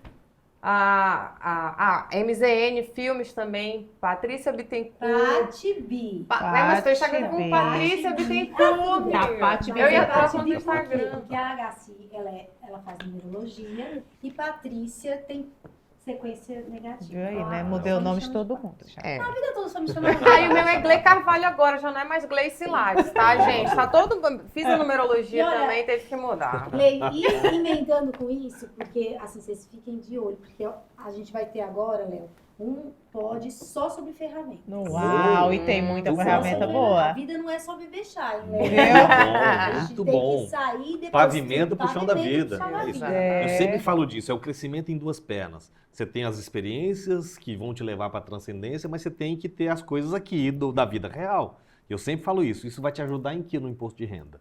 Então, se você não aplica aqui na vida real aquilo que você está acessando com essas medicinas, é perda de tempo. Então, parabéns, vocês estão de parabéns. Apresentem as ferramentas, que é um crescimento em duas pernas. Isso acrescenta muito na caminhada das pessoas. Isso realmente transforma. Obrigada. Obrigada, gente. Obrigada, gente. Beijo. Maravilhoso. Gratidão. No meio da floresta, junto com homens irmãos, vou falar com o coração, isso é minha tradição.